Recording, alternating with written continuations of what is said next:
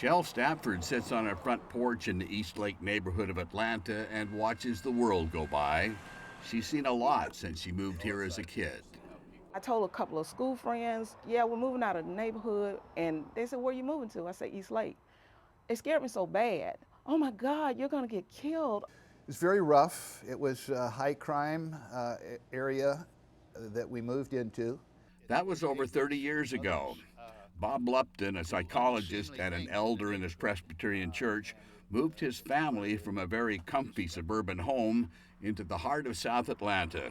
It was not a move up. You can't work with struggling families very effectively unless you're involved in the environment that impacts on them every time they step out of the door.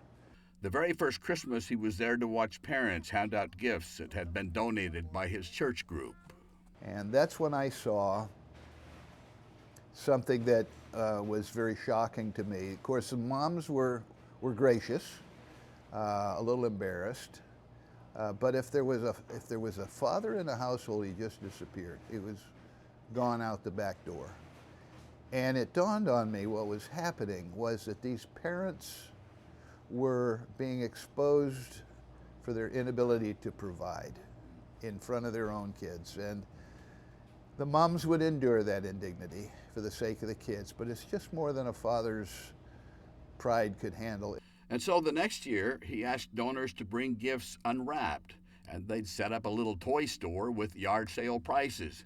Nothing for free. One thing we learned was that parents would a whole lot rather work to earn, to purchase the toys that they knew would delight their kids for Christmas than they would stand in the free toy lines with their proof of poverty and take gifts that somebody else has purchased for them. The notion that just giving charity away often ends up doing more harm than good has become Lupton's mission, and it seems to be gaining converts here and around the country. What's up for here to go? To go? The Community Grounds Coffee Shop is an example of Lupton's philosophy at work. The coffee is subsidized by donors. It's not free, but it's very good, and it's in the heart of South Atlanta, where there was no coffee shop before. Community Grounds is connected to the Carver Neighborhood Market. The groceries aren't free, they're subsidized.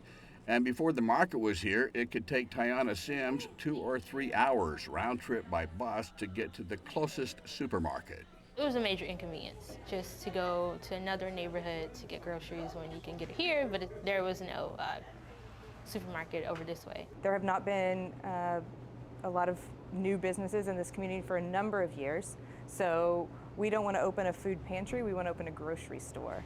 Katie Delp is the executive director of Lupton's ministry, now called Focused Community Strategies, or FCS. Our ministry is different because we focus on development as opposed to just relief. We want to end poverty, we just don't more than just relieve people from the pain of poverty. So we want to change communities. You don't move anybody out of poverty by giving them a house. Jim Wayner was a pastor for 9 years, frustrated that so many of his parishioners were trapped in poverty, so he joined FCS. And now he helps turn empty houses into affordable homes. He says that could be an important answer to the problems of inner city neighborhoods. I certainly think it's the answer for this neighborhood, and I think it'll be the answer for the next neighborhoods we take on. I think we have some core principles that other organizations and neighborhoods could use. For instance, these houses aren't refurbished only for low-income families. They're part of a plan to re-neighbor the neighborhood. So re-neighboring, what we mean by that is bringing families who may not traditionally live in low-income neighborhoods. A lot of times that means families of means to come into communities to create a mixed income neighborhood, because we need a diverse income base in order for these neighborhoods to be revitalized.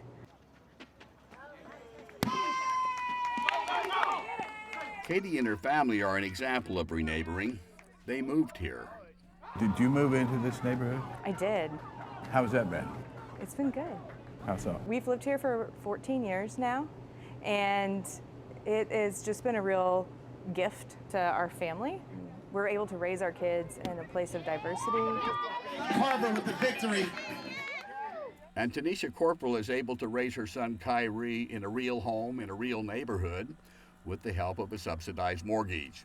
She works at an Atlanta charter school but couldn't afford a conventional mortgage. She says she's experienced traditional charity firsthand.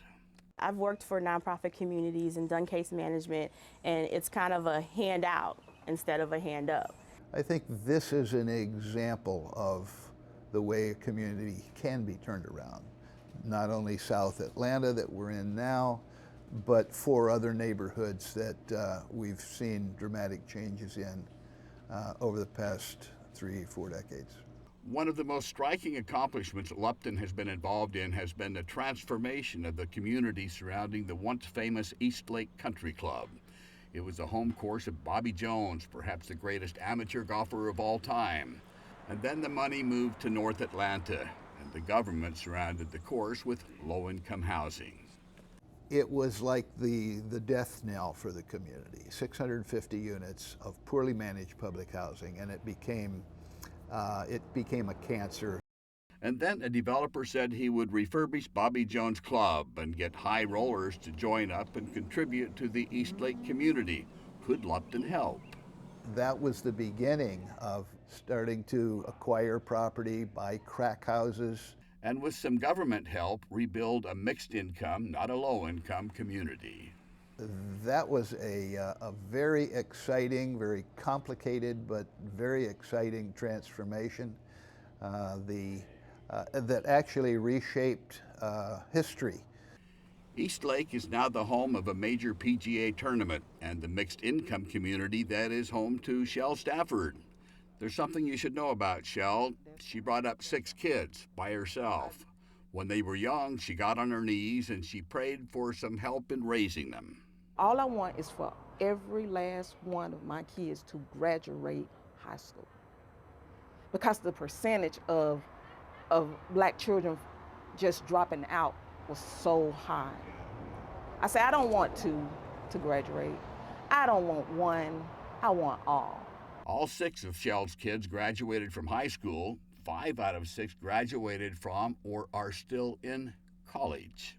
The mistake that we make is that we think that folks that can't pull their full weight can't pull any weight. Over the years, Lupton has had his critics. Most of the negative pushback that I get are from churches who have volunteer programs, clothes closets, food pantries, soup kitchens, that the volunteers in the church are very excited about working in, and they do that from a good place in their hearts, so it's rightly motivated.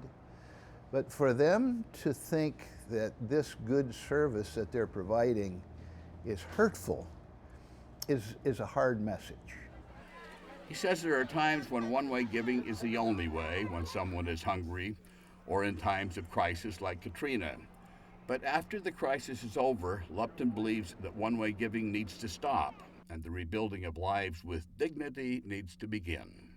I find within the overwhelming majority of my neighbors that are low income a real desire to be useful, to be productive, and if we can make those connections, decent jobs that will enable them to support their families.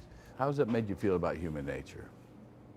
I think there's a basic stamp of the divine that's in all of us, and I want to encourage that. I look for that. So maybe that's, maybe it's in what you're looking for that you find.